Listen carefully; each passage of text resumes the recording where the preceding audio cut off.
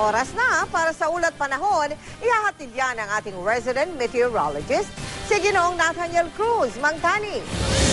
Mel, maaliwalas ang panahon na naranasan sa ilang bahagi ng Luzon at ayon sa Pag-asa, ito ay epekto pa rin ng hanging amihan. At makikita nga sa rainfall forecast ng Weather Central na halos magiging maaliwalas ang panahon dyan sa Hilaga at gitnang Luzon, bagamat may mahinang pagulan sa Katimugan, kasama na ang Palawan at sa Silangan kabilang ang Bicol Region at Mindoro provinces. At sa Metro Manila, posibleng umulan pero mahina lamang po yung ating aasahan. At ayon muli sa Pag-asa, patuloy na uulanin ang Visayas at Mindanao at dahil nga yan sa umiiral na tail end ng cold front. Kaya sa mga taga-gitna at silangang Visayas, asahan na po ang katamtaman hanggang malakas na ulan kasama na rin ng ibang bahagi ng kanlurang Visayas. Maranasan din ito sa Caraga Region at mga lalawigan ng Camiguin at Misamis Oriental.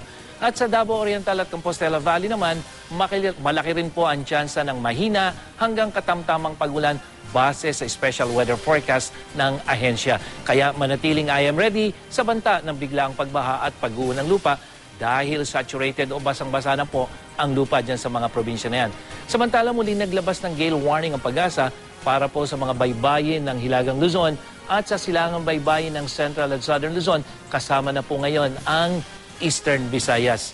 At sa wave map ng Weather Central, posibleng aabot po sa 3 metro ang taas ng mga alon sa mga nabanggit na baybayin, kaya umiwas muna po rito. Yan ang ating ulat panahon. Ako po si Nathaniel Cruz para sa I Am Ready, serbisyong totoo ng GMA News. Maraming salamat sa iyo, Mang Tani.